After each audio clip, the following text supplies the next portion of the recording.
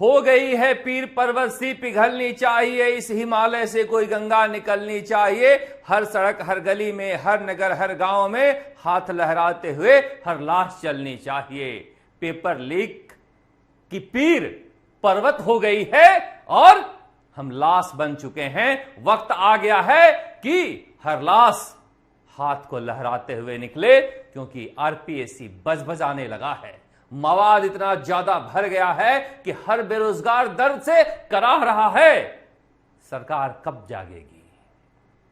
कब आरपीएससी का पुनर्गठन होगा और कब ऐसे लोग वहां बैठाए जाएंगे जहां पर लोगों का भरोसा जगेगा? क्योंकि भरोसा टूटता है तो जिंदगियां टूट जाती हैं। भरोसे पर तो दुनिया चल रही है, वही बार बार टूट रहा है। बाबूलाल कटारा पकड़ा गया तो सिर्फ सरकार के अलावा और कोई नहीं यह मानने के लिए तैयार है कि अकेला मछली वो था जो तालाब को गंदा किए हुए था। हर कोई राजस्थान में किसी से पूछवा लीजिए सरकार, आपके पास तो सर्वे की कई एजेंसियां हैं, हर व्यक्ति कहता है कि बाबूलाल कटारा अकेले नहीं हैं, मगर उनके अलावा कोई पकड़ा ही नहीं गया। और अब गोपाल के सावत, पूर्व मंत्री, पूर्व राज्य मंत्री गोपाल के सावत कांग्रेस के हर कार्यक्रम में रहते हैं। अभी अभी राहुल गांधी के लिए जब मौन व्रत था तो ये सूत काट रहे थे खादी का गांधी जी के चरखे पर। बगल में ही बैठे थे प्रदेश अध्यक्ष गोविंद सिंह डोटासरा के, जो कह रहे हैं कि कांग्रेस से उनका कोई नाता नहीं है। राहुल गांधी के साथ भारत जोड़ो यात्रा में चल रहे थे। मुख्यमंत्री अशोक गहलोत के स्वागत करते हुए नजर आते हैं और ये कह रहे हैं कि कांग्रेस से कोई नाता नहीं है। छोड़िए, कांग्रेस से कोई मतलब भी नहीं है, मगर हमें तो आरपीएससी में जो सिस्टम में छेद है उस छेद को कब बंद किया जाएगा, इससे मतलब है। बताइए, वरिष्ठ पशु चिकित्सक रिटायर्ड अनिल कुमार डील कर रहा है। ब्रह्म प्रकाश रविंद्र पैसे लेने के लिए हिसार तक जाने के लिए तैयार हैं। हिसार में, हरियाणा में पैसे मांगे जा रहे हैं। आप समझिए, 18.5 लाख रुपए कैश हुए हैं। बरामद 25 लाख में सौदा हुआ था और 40 लाख उन्होंने मांगे थे। अभी तो ये अधिशासी अधिकारी के जो परीक्षार्थी हैं बेचारे आंदोलन कर रहे हैं कि ये पेपर लीक है। सरकार कह रही है पेपर लीक नहीं है। वो बार बार सबूत दे रहे हैं कि पेपर लीक है, मगर यहां तो रिजल्ट ही लीक होने लगा है। मैं नहीं जानता कि गोपाल के सावत और उनके साथियों के दावे में कितना दम है, क्योंकि आरोपियों के दावे पर हम विश्वास भी नहीं करते हैं। मगर जब वो कहते हैं कि आरपीएससी के चेयरमैन के घर हम आपको चाय पिला सकते हैं पैसे देने वालों से, तो समझिए वहां पर लीकेज कितना बड़ा है आरपीएससी में। इसीलिए कहा जा रहा है कि राजनीतिक नियुक्तियां बंद कीजिए। सचिन पायलट जब मांग कर रहे हैं भंग करने के लिए, तो कहा जा रहा है भंग नहीं हो सकता, मत कीजिए भंग, पुनर्गठन तो हो सकता है। लोगों को जिस तरह से बाबूलाल कटारा को हटाने के लिए राष्ट्रपति को लिखा गया है, बाकियों को हटाकर नए लोग तो लाए जा सकते हैं, और जो जगह खाली है उनके भरने के लिए कोई नियम तो बनाए जा सकते हैं। छोड़िए सचिन पायलट को, सचिन पायलट को इशू नहीं है, इशू राजस्थान के बेरोजगार हैं। उनके लिए यह काम कर दीजिए, क्योंकि अब तो कांग्रेस के संगठन महासचिव केसी वेणुगोपाल भी कह चुके हैं, अब तो कांग्रेस के राष्ट्रीय अध्यक्ष मल्लिकार्जुन खड़गे का साख भी दांव पर लगा है, मगर सरकार की तरफ से कोई भी घोषणा नहीं हुई है। ऐसे कैसे सौदे हो रहे हैं, मुझे भरोसा नहीं होता। मगर चाय पीने जहां हम बैठते हैं वहां बात करते हैं लोग कि आरएस का इंटरव्यू चल रहा है और पर्चियां कट रही है, लाखों का वारा न्यारा हो रहा है, तो हम तो हंसते हुए निकल जाते हैं कि परसेप्शन खराब है इसलिए आप लोग बोल रहे हो, ऐसा नहीं हो सकता है। मगर जब डील हो रहा है, जब ओएमआर सीट का खेल राजस्थान में पुराना है, इसे लेकर लंबे समय तक विधायकों के बंगलों के बाहर जेईएन परीक्षा के दौरान परीक्षार्थी बैठे थे और फिर से OMR सीट का खेल सामने आया है। बताइए, मोबाइल में ये दिखा रहे हैं कि देखो, पहचानो, तुम्हारा ये OMR सीट है, इसमें 68 अंक आए हैं तुम्हारे और 82 चाहिए, इसे हम बदल देंगे। वो कहते हैं कि मेरी बहन की भी पास करा दो, तो ये भी पता लगाकर बता देते हैं कि तुम्हारी बहन ने परीक्षा नहीं दिए हैं, मगर उसका भी इंतजाम हो जाएगा। अब बताइए, दुस्साहस का खेल कहां चल रहा है।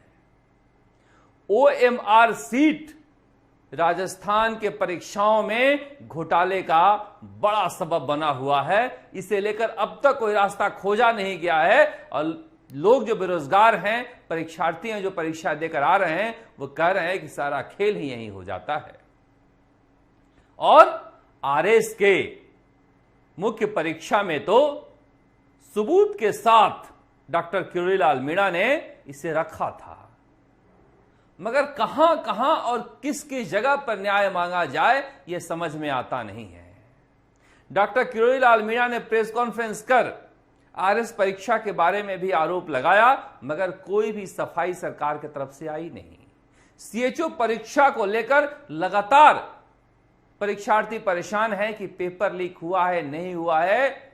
89 सवाल कम नहीं होते हैं, मगर कर्मचारी चयन बोर्ड और सरकार की तरफ से कोई जवाब आ नहीं रहा है। अब सरकार कह रही है कि हम आजीवन कारावास की सजा का प्रावधान करेंगे। पहले से ही सजा के कई प्रावधान है। रामकृपाल सुप्रीम कोर्ट से जमानत ले आया और आपने कहा था हमने उसके कॉलेज तोड़ दिए, तो दूसरा कॉलेज भी बना लिया है।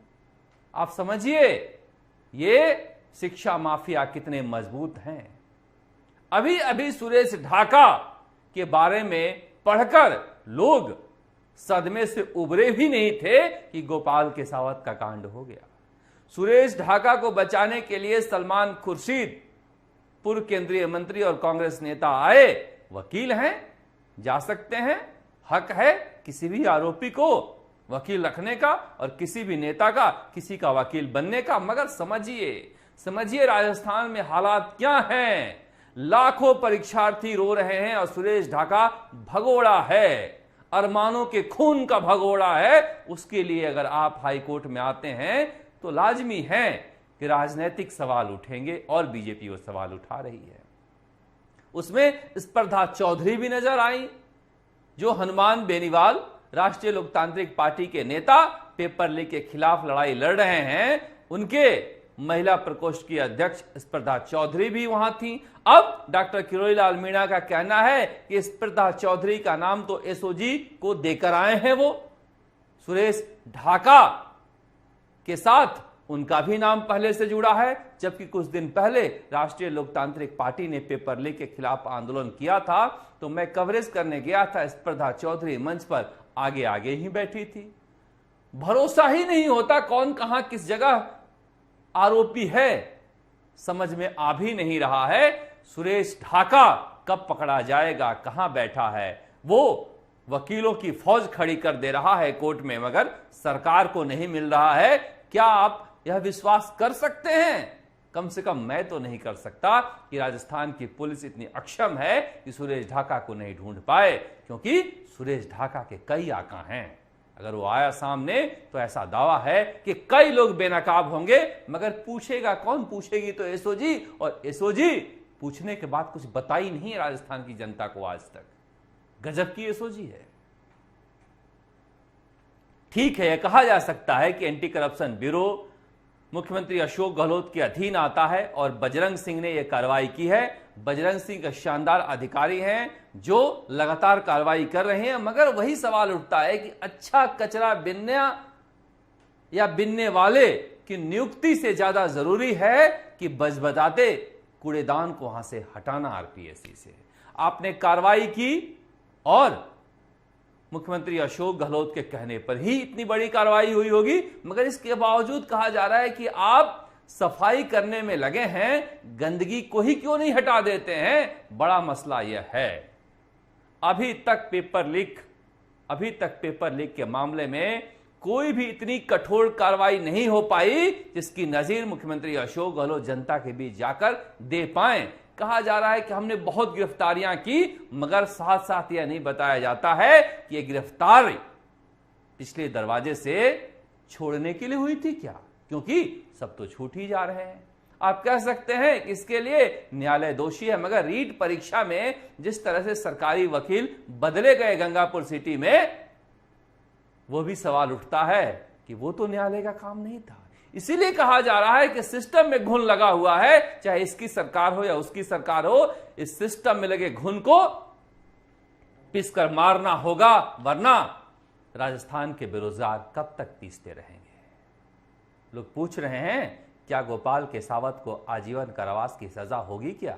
पता नहीं, क्योंकि मुख्यमंत्री अशोक गहलोत ने इसके लिए बिल लाने की घोषणा की है। कुछ भी नहीं होगा, इन नेताओं का आप देखते रहिएगा, क्योंकि हम 4.5 साल से लगातार इस पेपर लीक के खिलाफ आवाज बुलंद कर रहे हैं, मगर बेरोजगारों के सपने ऐसे ही कुचले जा रहे हैं। राहत शिविर लगाकर सरकार ने एक शानदार वातावरण अपने लिए बनाया है, कहीं ये पेपर लीक का मसला उसे धो न दे। राजस्थान सरकार को देखना चाहिए, क्योंकि बार बार मैं कह रहा हूं कि इस बार सर्वाधिक युवा वोटर वोट डालने जाएंगे। उम्मीद है मुख्यमंत्री अशोक गहलोत इसे बेहद गंभीरता से लेंगे और ऐसी कठोर कार्रवाई होगी कि आगे इस तरह घटना नहीं हो, और कम से कम आरपीएससी का पुनर्गठन करने की कवायद शुरू होनी चाहिए। आप देखते राजस्थान तक। नमस्कार, जयपुर से शरद कुमार।